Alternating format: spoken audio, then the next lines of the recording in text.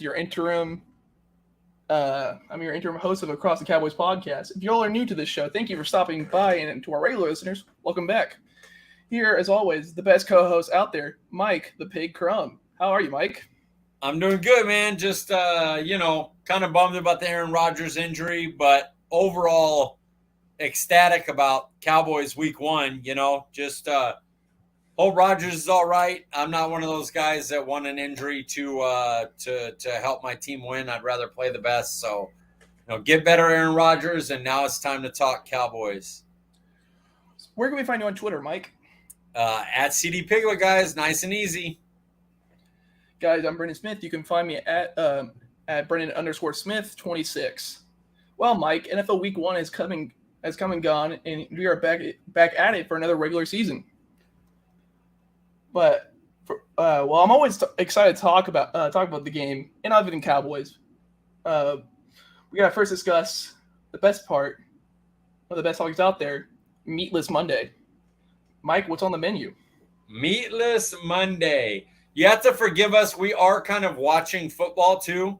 So you're going to see us both look over. I'm looking over here. He's we're trying to oh yeah, we have the pod. We want to talk Cowboys, but also we're scouting the Jets and wondering what's going to happen in this game. I started my reset today. So not only is it Meatless Monday, but it's no flour, sugar, dairy, caffeine, alcohol, anything good or fun. But I had the puffy omelet, which I really like, which is more of supposed to be a dinner thing, but I have it for breakfast because it's eggs. And then I had some zoodles with tomatoes, garlic, some mint. It was yummy. Overall, a good first day. Little headaches because, I'm used to having coffee and red line and, a bunch of bad stuff. So my head's what's going on? Where's all my drugs? But I'm that's all that stuff is. Yeah, I know. But in another couple of days, by day 4, that normally goes away and my body's ready to go. Well, that's great to hear. Yeah, well, I know I am not the normal host here. I'm a lot younger and I have no facial hair, so this is kind of weird to see. And Jordan, you are correct. Cowboys did kick some major butt last night. But yeah, last night was phenomenal, and we're back at it. So, first thing, was this game win more about the Cowboys being dominant or the Giants just sucking? They're just awful. How do you feel about that? Okay, so what we're not going to do is do the national media thing where we take a Giants team that was above 500, went into Minnesota in the playoffs and won a playoff game, went and added Hyatt, Waller, Campbell, a lot of speed, a lot of playmaking. I heard Daniel Jones I went wrestling right there. Daniel Bryant. Daniel Jones, I heard, was better than Dak Prescott.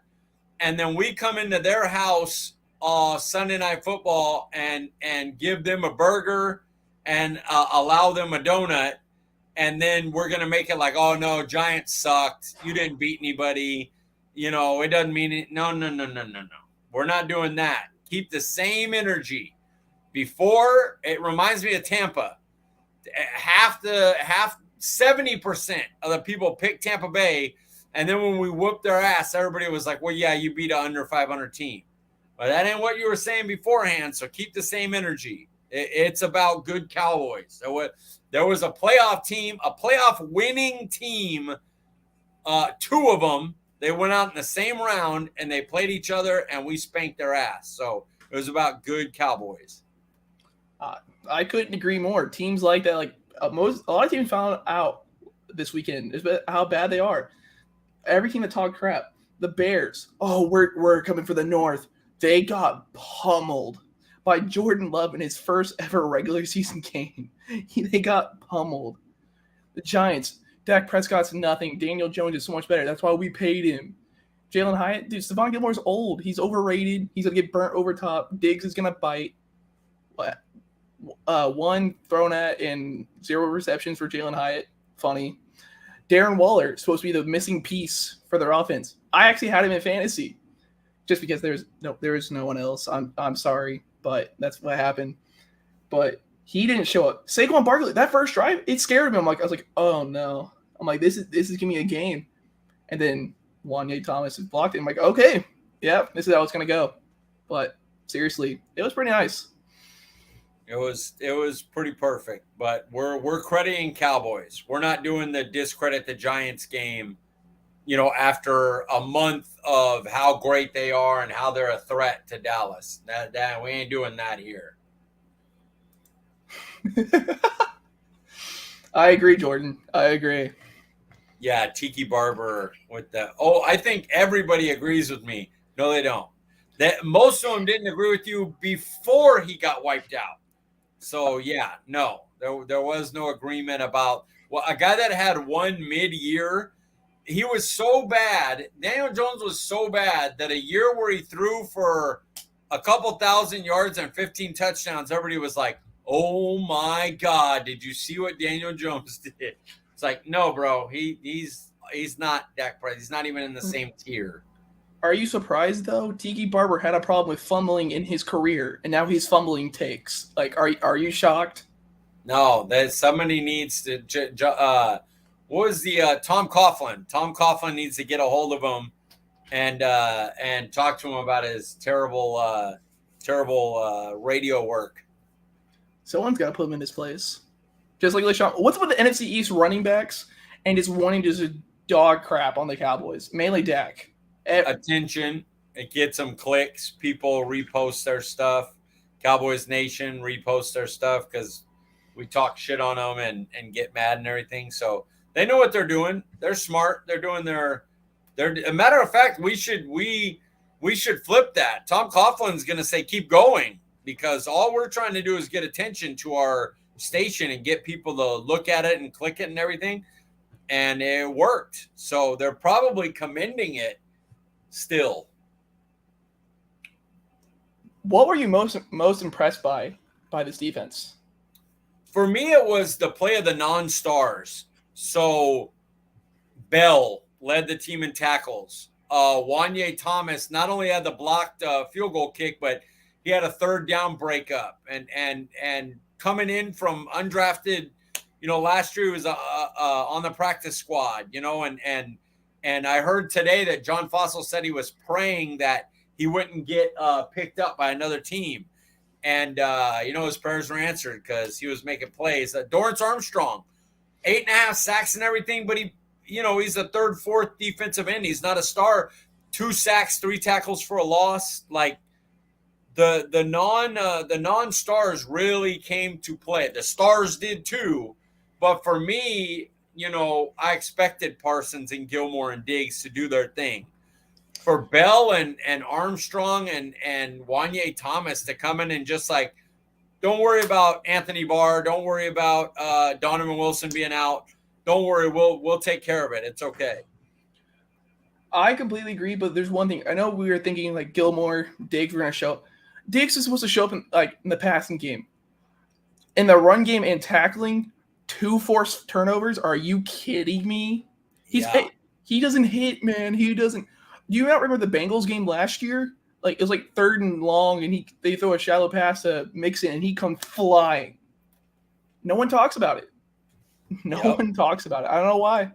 And that second forced fumble, he didn't. Nobody would have even bitched at him. It was a blowout. That game was over, and to still show the effort and accountability to go and make that play to cause a forced fumble. That was great. We have it's not mine, but we have a thing about our favorite play of the game or moment of the game later, which we'll get into. Mm-hmm. But that one definitely could be anybody's one, just on the fact that it's like to show that effort from a superstar player when you didn't need to. The game was out of reach. You could have been sitting on the sidelines, and you're still efforting, making plays. It's awesome. We went from no turnovers at all to Dan Quinn just allowing us to lead the league in turnovers every year. So it's pretty awesome. Dan Quinn is something special. He really is. Yeah, we'll get more into that later. Yes. All right, let's flip sides. Did the offensive performance worry you at all? Not at I'm exactly the opposite on this. I am unbelievably encouraged by the offense. Not only was Dak top 6 in expected points added for quarterbacks, but they had a great usage of Kevontae Turpin, which I loved. I have the numbers here on play action. On Dak passes, he was play action on 41.7% of his passes. That's up from 26.4% last year. Thank you, John Owning, for that stat, by the way. So for me, like the use of pick plays, like finally a bunch formation, they go man, single high, and you run a pick play for a big gain. Like it's just something we haven't run in a long time. And I'm extremely happy that it is a part of this offense now. To be honest, I'm a greedy person. I am greedy. So I was thinking like, hey, this offense isn't looking too great because I just wanted more points. I wanted 60 points. I wanted this to be over in the second quarter. Even though technically it was, I wanted to be like death. I want to see blood. So the only thing I can talk about badly on the offense, tight ends got to catch the ball. Yeah. Like Fergie looked great on that first drive. I'm like, oh, this is it. I'm the conductor of the Ferguson hype train. So I was about to get hyped. And then after that, Hendershot, he can't catch. Hendershot can't catch. It's a worry. You got to be worried now about Hendershot. This has been a minute. I'm not too worried about Ferguson's drops. It was in the rain, whatever. But Hendershot's getting a pattern now. Well, the problem with Ferguson's drops, though, I don't think it really was the rain. He was looking upfield every time he had his hands up for the ball. That was the problem. He could have gotten an extra 8 yards still. But I'm like, brother, just catch the ball. He could have had 50 yards this game if he, actually focused on the ball instead of running upfield. Yeah, if Hendershot gets his Hendershot and Ferguson catch the ball, and Dak doesn't miss CeeDee Lamb on a wide open play in the end zone, you could have got your 60. It would have been pretty close to that. I love that some people were talking to me how we should bring Schultz back. I'm like, Schultz drops the same ball that Hendershot did in the end zone. So I don't know why everyone was going on and on about that. Could have been better. What did Schultz do in Houston? He didn't do anything. I didn't hear his name once.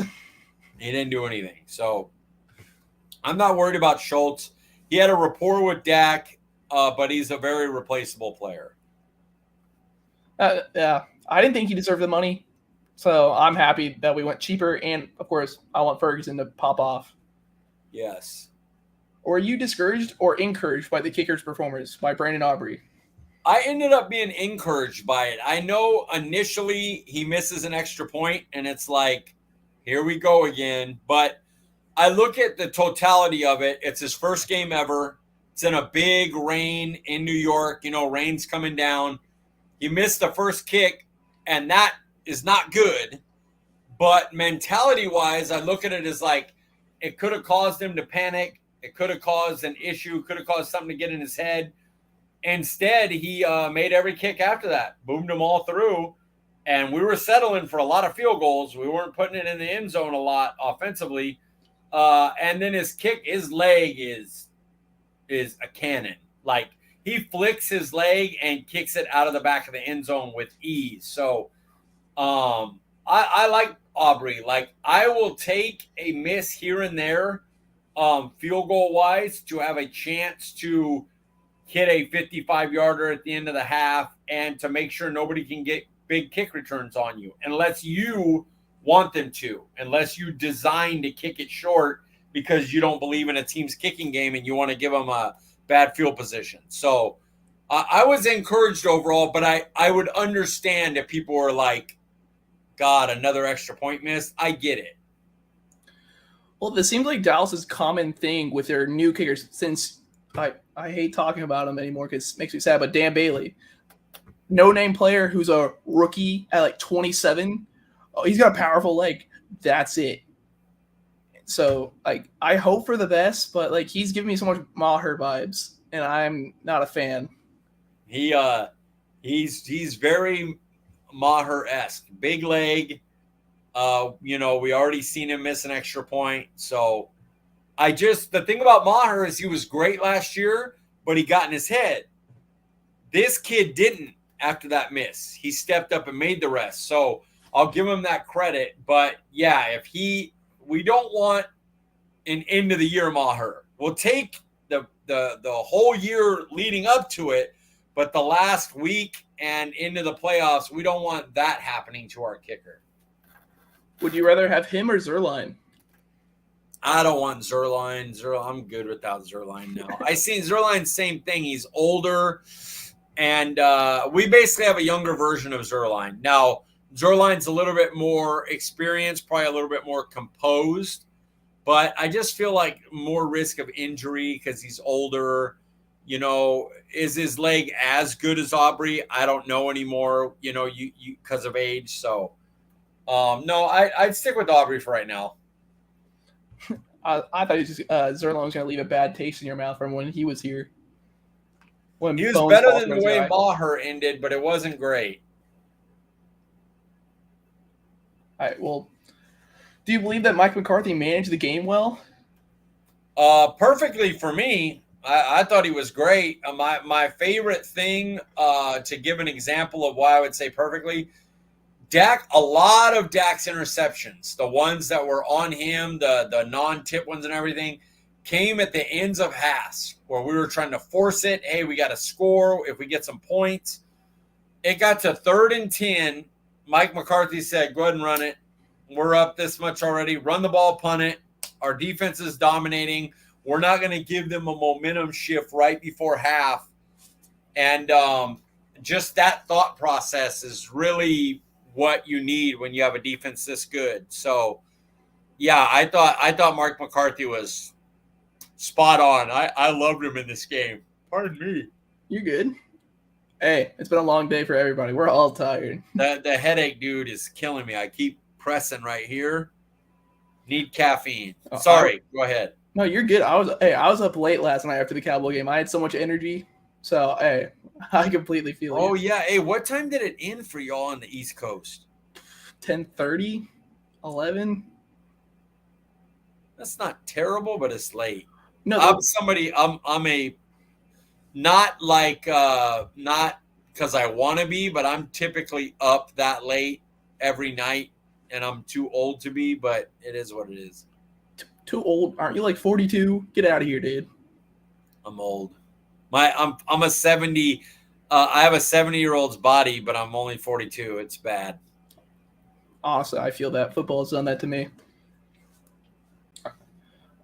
How much do you believe that the weather had on the game for like the game plan? I think it had something to do with some of the drops. I think it had Dak had a ball sail on him that I think he couldn't grip the ball right.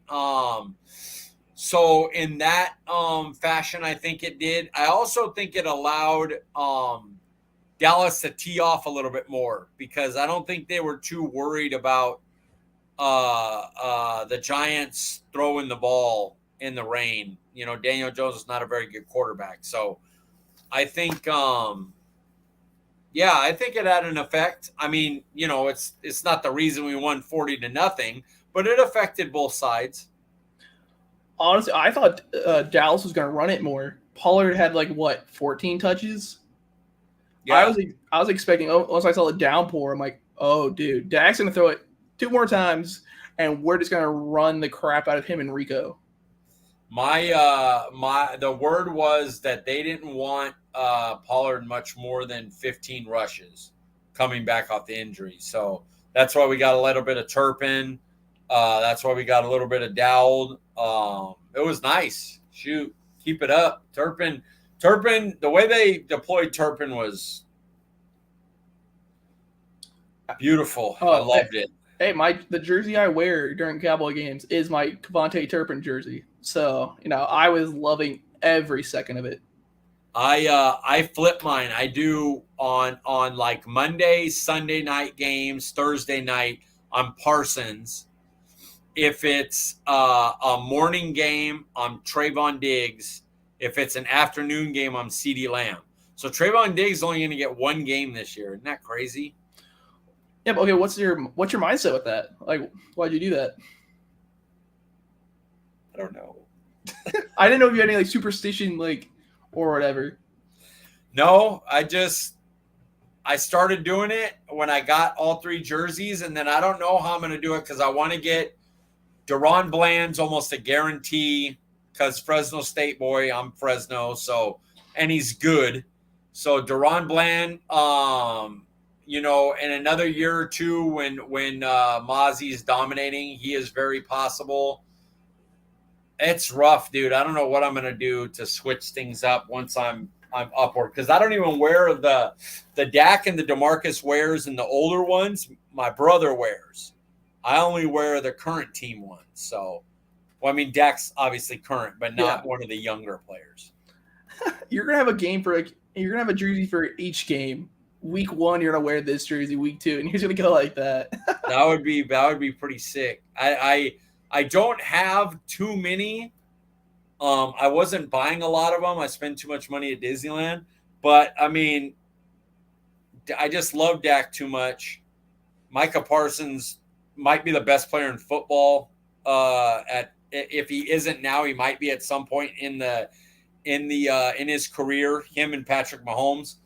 And then I just love Trayvon Diggs. I was so happy we signed him. That was my one worry with getting the jersey. And then Deron Bland's a must because he's Fresno State and Dallas. I completely agree. I think Micah should have extra sacks just about all the times he's assisted a sack or he got double teamed for someone to get free off a block. But yeah, I think matter of fact, I might be going into that here soon right now. Yeah, let's get into it. What was your favorite play / moment of the game? For me, it was this is weird because I'm old and I've been asking for it and I had to live through Jason Garrett and I saw the 3 Super Bowls and then there's been such a drought and they seem to be so behind on the littlest things. So my favorite play was the pick play that opened up CeeDee Lamb for 49 yards just because they just wouldn't run it under Garrett and Moore. Garrett had this thing about, hey, it's not a legal play. We're not going to do it. And it's like, it is legal though. Like you can get away with it in certain things. You just can't be blatant and obviously bad about it. So seeing our team create separation for our receivers, it just doesn't get any better than that for me. So yeah, that was my play. I know it seems weird with all the plays that went on, but I just love that pick play because it symbolizes a change in philosophy. Mine's kind of similar, like with a change in philosophy, but also this is because I'm a homer and I'm a TCU fan. I gotta go Turpin's touchdown. That made me scream. And I was thinking, like, ever since we got him last year, I'm like, his first touchdown's gonna be a return. It's gonna be a return. It was a running play. It was a freaking toss to the left side, and he somehow squeezed in. Kellen Moore's not doing that. Are you kidding me? No chance. A small guy like Turpin, no way. It's funny. Me and my brother were playing Madden, and we went through this season, and Dak Prescott's out for another 2 weeks, so we have Lance playing quarterback. We lost Brandon Cooks 2 weeks. We lost like 2 or 3 other people. And so we were like, well, let's get Cavante Turpin's a speed guy. We'll put him in for Cooks. And in that game, he returned 2 kickoffs for touchdowns, caught a deep touchdown pass, and had 2 third-down conversion catches. And then Sunday, that was Saturday, this happened. And then Sunday, Turpin's coming out of the backfield. He's in the slot. They're throwing in wide receiver screens, one that he dropped, but it's cool. It was in the rain. It was awesome. And that play almost was also my pick. That was my third. I had 3 of them. That was my third one. So, yeah, I love that play. It was great. I was thinking, I was talking all week about Ferguson's going to get the first touchdown. He's going to get the first touchdown. He didn't. I had to see a Turpin touchdown. Like, if both of them didn't, I would have been in shambles, even though we won 40-0. Yeah, 40-0, but personal shambles. Yeah. Oh, I would have been super happy about the game. I'm like, but why though? I don't have them in fantasy or anything. I just wanted it. I love it. I just love the way they used Turpin. It's like Mike McCarthy knows his roster now or something. Crazy. It's great. It's beautiful. Well, you hinted at this earlier. In your opinion, who gets the game ball? Okay, this one for me has to be Micah. I mean, he was dominant. Like, he was in his 16 pass rush attempts, he was doubled half of them, 8. And those 8 doubles, he had 4 pressures. 50% pass rush win rate against double teams. Also, in our first 4 sacks that we got as a team, Micah Parsons was being double teamed at that time. So he opens so much up because so many eyes are on him. There was one play where Osa's sacked, where he's taking on 2 people, and they're just like, F it. This guy's pushing us right back into the quarterback. We're just going to leave Osa. And Osa just swings around, and Daniel Jones sacked. Like, he's not even blocked the whole time because of Micah Parsons. So, yeah, he's that guy. His stat line was like 3 tackles and a sack. And you think like, okay, no. He completely dominated that game. More than anyone else on the field, he was dominant. So he gets my game ball. The defense is so difficult because you can name almost every starter and backup, because we played backups. They all made plays. Deron Blaine had a touchdown. Chauncey Golson technically had 2 sacks. 1 got called back. Dorrance Armstrong had 2 sacks. D-Law, I believe, had a sack, or they might have called it back. But he had a sack. He dominated. Bro, Dorrance Armstrong was so great because he stepped up so much more than I thought he was going to. Jordan had it right. Neal looked awful. Dorrance Armstrong, I've given so much slack. I was hoping he was going to get traded. I'm going to be honest. I'm going to put it out there. I was thinking he was going to get traded. But we're not going to see him first part of last year. No, actually not last year, the year prior, when he was popping off and then he slowed down. He dominated that right tackle. But also, Marquise Bell. But I got a question for you, though. Do you think Bell will be in that role? Or do you think it'll be all Overshown? I know Overshown's your guy. I miss Overshown. I think what they're going to do is Bell is going to be the Anthony Barr / Overshown guy. So I think Overshown would have took Anthony Barr's spot, but done things a little differently. And I think when they want to do the different stuff, Bell will take that role. When they want to do the regular stuff, he'll take over for Anthony Barr.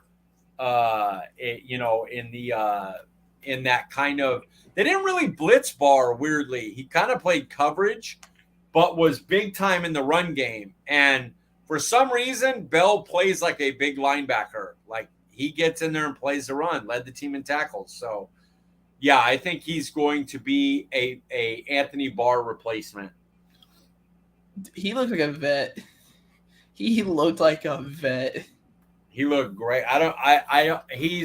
When Donovan Wilson comes back, I think Wanye Thomas becomes more of a special teamer, and I think Bell rotates with the safeties and then does the Anthony Barr in the 4-3 traditional. Mm-hmm. He's going to find snaps. Well, we keep talking about the defense. Does this ever worry you at all for Quinn leaving next year? Because this is the absolute domination that he puts out in the field. For me, no, but the reason is because it's week 1, so it's too early for me to worry about that. Josh Allen just got picked off again. It's too. I want to win in 2023. So you know what? If we win a Super Bowl and Dan Quinn goes, then Dan Quinn goes, and we just gotta deal with it. But I can't worry about it yet. I'll worry about it once the season's over for Dallas. Then I'll be terrified about it, to be honest. I think Jerry just needs to open his pocketbook. Like, I think Quinn and McCarthy have a really good bromance going because they only got to think about their side of the ball. McCarthy only has to think about the offense. He doesn't care at all what the defense is doing because he trusts Quinn, and then vice versa. I think it's a match made in heaven right now. But Jerry just needs to open his bank account, like put a check, blank check. It's like, hey, just write your name here, write however much you want, and I'll look the other way. There's no cap hit for what coaches make. I don't care. Stay, please. Dan Quinn is going to be smart because it may be his last chance at a head coaching spot. So he's not just going to go anywhere. He's going to make sure it's the right place. The only problem I have with that is, like, besides the 1 year they went to the Super Bowl, the Falcons weren't that good. He dominated in Seattle. He built the Legion of Boom, and now he has a Legion of Doom with Dallas. I think I'd much rather be having fun, doing what I would love to do, instead of focusing on everybody. Legion of Doomsday. Yeah. I think that's why he's stuck around. I don't believe Dan Quinn will be an elite head coach like he is a defensive coordinator. I think he'll be a good one, solid to good, but his calling is defensive coordinator. Yeah. I'd be terrified if he leaves. I think we actually might see Micah cry.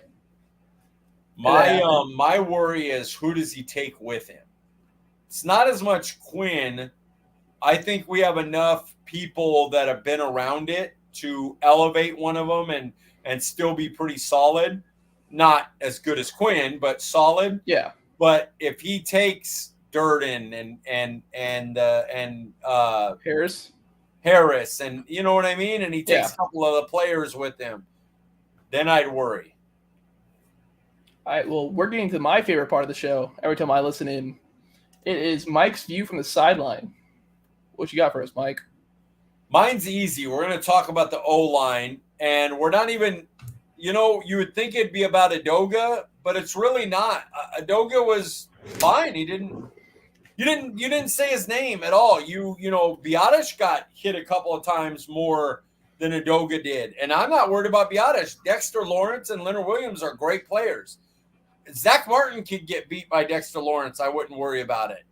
The guy we're going to talk about is Tyron Smith, because his obituaries were written when Micah Parsons threw him down. They said, well, maybe this is it for him, this and that. And I'm sitting there going, well, I mean, it is Micah Parsons, though, guys. Like, not everybody has one of those. Philly's got a really good edge in Hassan Reddick. I'm not worried about him. Tyron will be fine. He's not Micah Parsons. So they went into this game against Thibodeau and Ojulari, two great young edges. Tyron Smith didn't give up a pressure. Not a single pressure. And he looked good getting out in the run game, pulling. My view from the sideline is maybe we chill on writing the last rites for Tyron Smith. I think Biadasz looked pretty good. Some plays he got beat, but that kickback block where he ran back the guy who beat Ferguson to save Dak on that throw to Cooks. So good. That's so smart. Yeah, that's a special play. Yeah, that really is. And I don't kill. Dexter Lawrence is going to beat you. Jonathan Allen's going to beat you.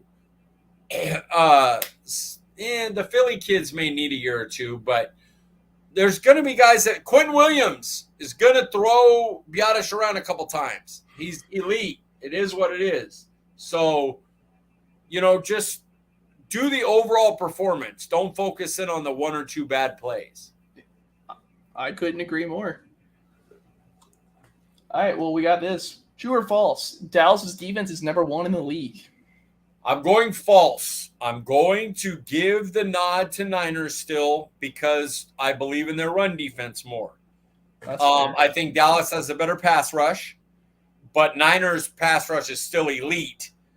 Whereas Niners run defense is elite and Dallas run defense is still questionable. Early on they ran, the Giants were able to run on them.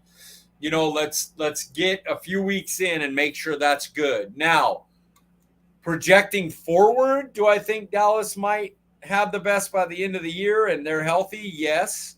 But for right now, I'm going to give the Niners their deserved flowers and put them 1 and Dallas at 2. Do you have to be good at your job? You really just persuaded me. I'm not even gonna lie. I watched both games. They were so dominant on the Steelers. They couldn't go anywhere. The only thing I can talk is like one of my good friends is a Niners fan. I'm like, hey, Steelers scored against y'all. We let a goose egg. So, but true, that's fair. But like I said earlier, that first drive scared me. I'm like, they're running up and down the field. No one's QB spying Daniel Jones. I'm like, oh no, this is gonna be a long game, isn't it? But luckily they locked in and they had to throw it and they couldn't pass on us. But yeah, dang it, Mike. Why would you do that to me? Hey, Dallas had the harder matchup. The Giants were a harder matchup than Pittsburgh. It just is what it is. You can go through. One team made the playoffs and won a playoff game. One team has a quarterback that played better last year. They brought in Waller. They had the higher, and they played a better overall game. They had more turnovers. They had more pressures. They had this and that. I'm just trying to give the due respect to the Niners. We know what they are. We know what they're going to do versus the pass and the run. Dallas, we still got to see, in my opinion. No, I respect it. It hurts my soul. I wanted to say Dallas. I know. When I put that in the notes, I'm like, oh, I'm going to talk up this defense. But then you just had to go out and it's close. It's a close second. Also, but I know I talk about Dan Quinn a lot, but before Dan Quinn, we were never talking about Dallas maybe having a top 10 defense one year, 2018 when Chris Richard was popping off. But every other year, Dallas has a top 25 defense. We're praying to God for a stop here. Yep. And now we're saying damn near might be number 1. We're like, just get at 15. Just be like a 15th ranked defense and our offense will be good enough. And imagine telling you. Do you have the game on? I do not. What's up? Garrett Wilson just made one of the most badass back shoulder catches I've seen. That was impressive. And now they're going to tie it. Do you know how many times they've done that to me in Madden? Garrett Wilson's destroyed my team every time.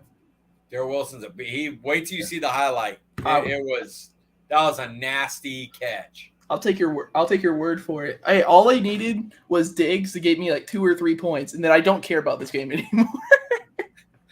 I'm scouting. No, he brings his right hand across because the throw's not great, Zach Wilson.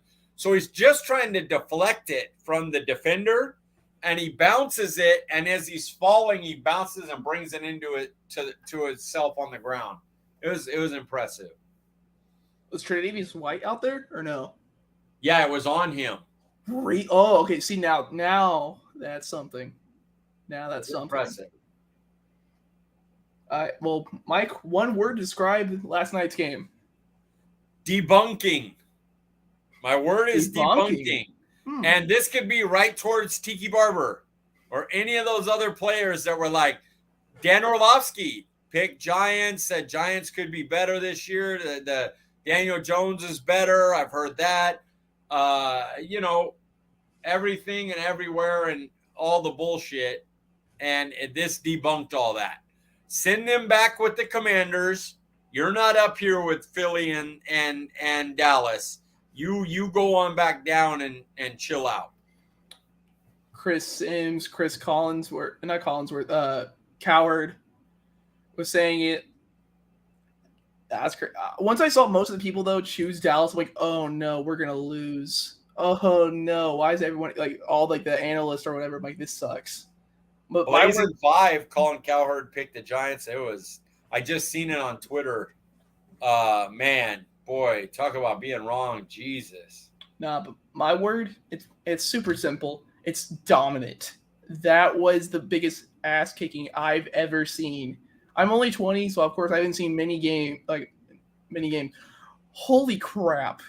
Week 1, so we don't technically know what either team's going to be. Dallas could have sucked. Dallas's team could have just, shit the bed and we don't talk about it anymore. No. Everybody was pissed off and ready to play. All that time to game plan for the Giants, and that's how they came out. This was a bigger whooping than Tampa got in the playoffs. Well, yeah, because Brady scored in the end with Julio Jones. Or was that Russell Gage? One of the two. Yeah, one of them. Yeah. It's just, I was scared because, like, every year we start off slow because, like, we didn't play anyone in the preseason. Mike McCarthy's first win, week 1, has happened. Yeah. He was 0-3 because that BS pass interference call on the Rams game with Jalen Ramsey versus Michael Gallup. That hurt my soul. I don't want to think about that right now. This is positive vibes. I know, but I gotta bring it up because Mike McCarthy did it though. Then 2 years ago we had the crazy game in Tampa when Jordan Lewis gets shoved by Chris Godwin. So another DPI call that wasn't called. So love it here. And then last year we don't talk about last year though. That was a beat down. We got beat down that one, but that's okay. We're back now. Yeah, that's the point. And then Mike McCarthy's like, I'm tired of this. I'm running this. We're gonna win. It's pretty great. It's beautiful. Yeah. Great start. Seriously, this is the one I've been wanting to do. I've actually been thinking about top 5 for a little while, but then I was like, let's do it. Well, since Paul's not here, let's go super nerdy. What was your top 5 favorite Star Wars shows? You can start off with your first one. All right. 5th, I'm putting this in there. I know it's gonna be questionable. It's for me, I like the new shows and I like some of the background this show hit, and it also included some Mandalorian, which I love. But I snuck Book of Boba Fett in there. Really? At 5. And I'm a big fan of Robert Rodriguez. Some of his action stuff goes over the top, a little bit too much like stylizing, everything. But overall, I know he loves the subject material and it shows in there. And they gave you like Rancor. They gave you Rancors. They gave you Cal-Cad, the friggin' bounty hunter that he fights. Cad Bane? Cad Bane, sorry. Reset, guys, headache.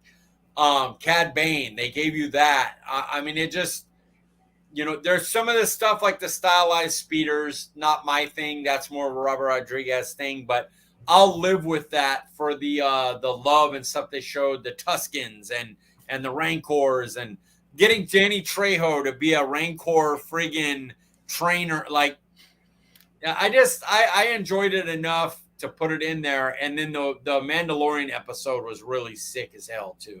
You mean Mandalorian season 2.5? Yes, correct. For real though. I know you're gonna have this one higher. I know you are, but honestly, I was so used to one of the ones I have higher up. I had that show to a higher standard. My 5th one is Rebels. Oh, Rebels! I love Rebels. My 5th one is Rebels. I'll tell you this for Rebels. I'm literally reading another Thrawn book right now, book 2, The Ascendancy. I'm a book guy with Thrawn. I really like Rebels, and I love that I've watched it because Ahsoka is basically a sequel to Rebels. Mm-hmm. But I'll tell you, Rebels did not make my top 5. It was 7th. Well, the problem is with the ones I have like further on my list, I've watched them religiously. So like I was having a tough time thinking of my last one. But Rebels was good. I love seeing Rex back because Captain Rex he's him. Legend. He's such a dominant force. We see Ahsoka as an adult for the first time, dominant. But yep. I couldn't get too into the major characters. It was whatever. But yeah. What's your number 4? Number 4 for me is another new one, Andor. It is the prequel to Rogue One. And I just love how it's shot. I love how it's acted. I love the universe it creates. I love the new characters it's had. I am stoked for the new season. And I really wanted to get a show called Visions in my list. And I almost took this out to put Visions in because I like the take on like the samurai, like a kind of anime take on Star Wars, you know. But I decided to stick with Andor because I love Rogue One, and so seeing the build to it and how this character, you know, became what he is in the movie, it was exciting to me. So I had to get it in there. I honestly, I feel really dumb right now. I completely forgot about Andor. I loved Andor, and I forgot about it. So good. I should have put that instead of Rebels. I should have. That hurts my soul. It's really good. It's better than Rebels. I agree. Oh, easy. I'm pissed. Thrawn might be in my top 5 Star Wars characters all time, but it's more from a book point of view, and I can't wait to see him in Ahsoka. But yeah, Andor, it belongs in that above Rebels. I agree. My next one is Tales of the Jedi. Good choice, dude. Seeing young Count Dooku turn to the dark side, we've never seen it where it's like, oh, you're evil. Okay, cool. Former Jedi. But then you see what happens, and then his guilt that Qui-Gon died, because he was really hoping Qui-Gon would just join them and all that. It was just so good. Then you see Ahsoka for the first time after Order 66. It's breathtaking. I loved it. It's crazy because, you know, Qui-Gon was never part of the Jedi Council, and that's one of the reasons Dooku thought he would go, because he knew that the Jedi don't include heart, because heart is an easy path to the dark side, and Qui-Gon is always led by his heart still, even as a Jedi. And so, yeah, I have a couple of books with Dooku and Qui-Gon that are awesome too. That's a good choice. I didn't have that in my top 5 either. I love lore, and so when you hear about all this stuff, but when they finally go into detail about it, you're just like, and you see like Mace Windu being this cheeky, just trying to, now that's how he gets his spot on the Jedi Council and all that. So good. It's so good. What's your next one, Mike?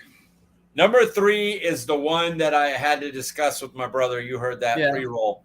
I got Clone Wars in there. The reason you put Clone Wars in is because when you watch the original movies, they talk about the wars and how impactful they are. And then in the movies, you see a battle and everything, but it isn't like enormous. You know, it isn't a ton. So Clone Wars is the thing that kind of fills that out. And so I like that. It shows more Grievous. It shows more. When you watch all the Clone Wars, the movies, the original 1, 2, and 3 episodes mean more because there's so much more backstory to all those characters. So, yeah, Clone Wars got to be in there for me. I wish I saw we could see Captain Rex in live action, like from the movies and stuff, but we only saw Cody. But I'll get more into detail on Clone Wars. But that's such a good pick. I love it.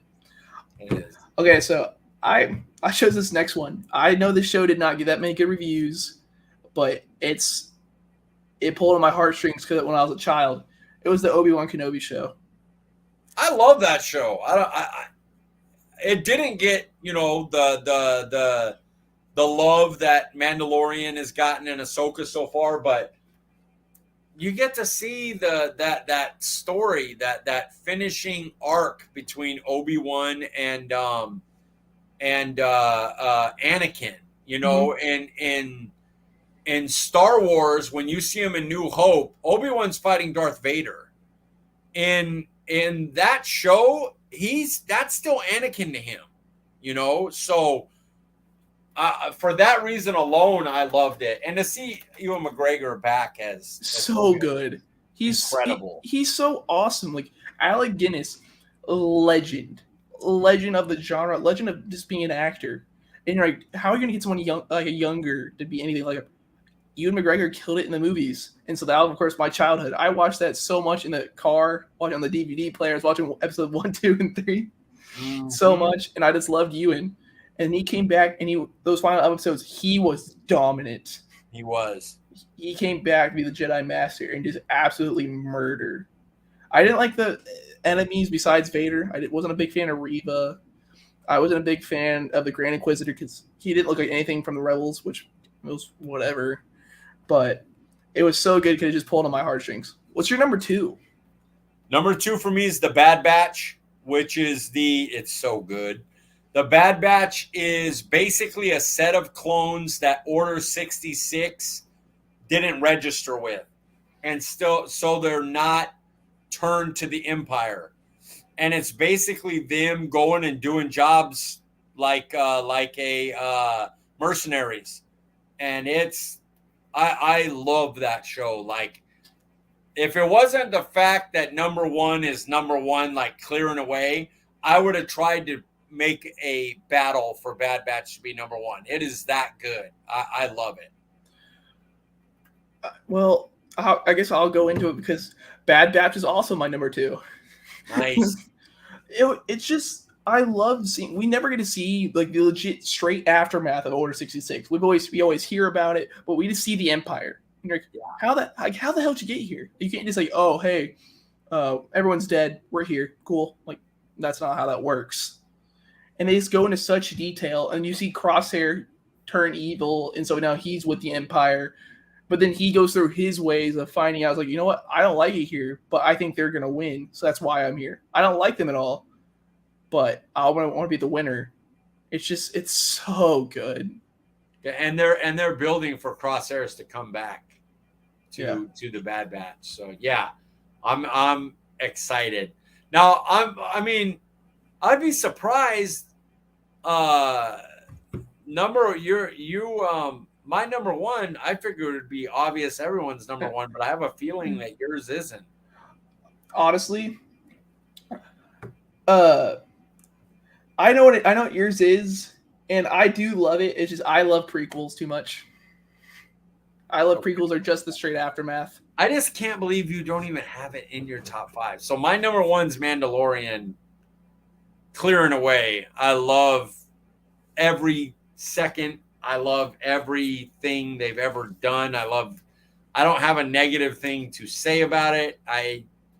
If you haven't seen it, and there's no reason for me to even get into it, man, just watch Mandalorian. Like, it's elite. It's not just like my best Star Wars show. It's like my favorite show, period. Like, that's it. Like, that's still running. Mandalorian is my favorite show. I freak out. I love Darth Saber.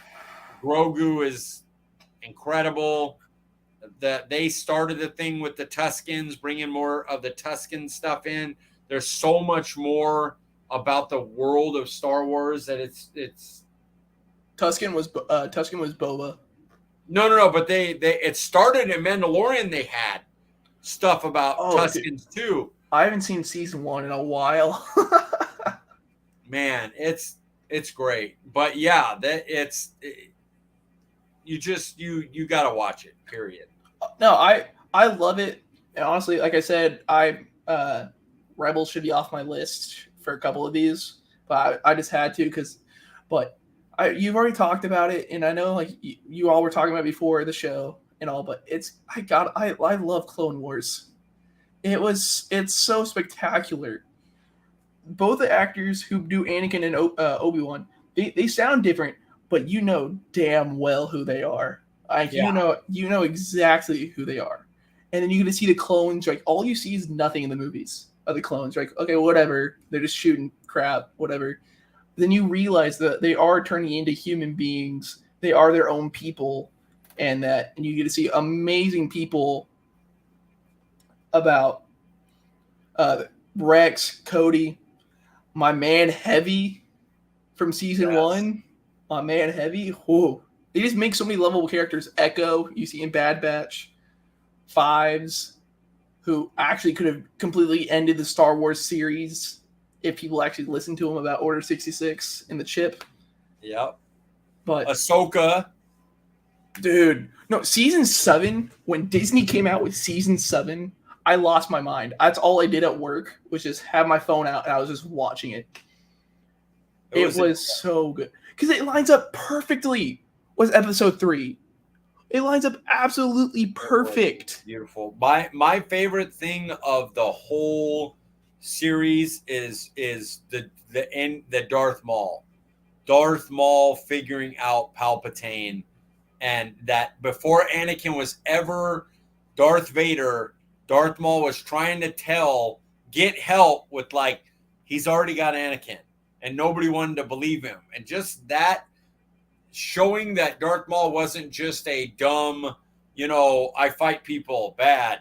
Like he was really, really smart and capable. Other than just a fighter, was awesome. All that y'all got to realize from our list, Dave Filoni is the man. For real. He so is, with a little sprinkle of love for Jon Favreau. Oh, that's true. But like he has saved Star Wars. They were going into a crap heap, man. Like movies, you're like, eh. And you're like, oh no. But then he came back with the shows like the live action and the animated. Straight fire. Like they were my childhood. I'll watch any lore video possible to learn more. I'll rewatch Clone Wars. I'll rewatch all of this stuff. It's so good. I would just like to point out that I personally, I even love the 3 late movies. Hey, you talked about that earlier. I love Kylo Ren, man. Kylo Ren. That's why you're still. Oh my gosh, Mike. Love Kylo Ren. You did not just say you like the sequels because of Kylo. Kylo is the main reason. I also love Han Solo in it. I'm a huge fan of Force Awakens fan. The changes they made to him in Last Jedi kind of bummed me out, and then it kind of split. It became about Kylo and Rey instead of Rey and Finn. That wasn't the best. But overall, and Poe Dameron, I like Oscar Isaac. I like those characters, but I truly love Kylo Ren. Now, would I have done things different? Oh, for sure. Like, they should have just had J.J. Abrams do all 3 of them. I thought Force Awakens was elite. And then the last 2 were like, oh, they were fun Star Wars movies. Like, they're cool. I'm easily entertained. Like, I'm one of the few people that was like, Captain Marvel's okay. It wasn't very good, but I was like, I got Samuel Jackson and stuff, so yeah. I don't go too much into destroying anything. They weren't terrific, but I own them all on 4K. I watch them. I watch Force Awakens all the time. So Han Solo's death, like that had me in tears. That it full on got me. But then it pissed me off that like Rey was crying about him. I'm like, you just met him. Why are you doing this? He was not coming back unless he died. See, I know from the old school ones, he always thought he should have died. He's like, why does non-Force guy live? So, all right, I'm not going to get into Star Wars. We can keep this under an hour. Let's do it. 58 minutes. Let's end it. At CD Piglet, letter C, letter D, Piglet. That's where I'm at on Twitter. Find me. At Brennan_Smith26. Yeah, you heard him, guys. I guess we're going to call it. Oh, and Jets are winning by 3 under a minute to go. Bills are driving. Okay, let's The NFL's weird. All right, see ya.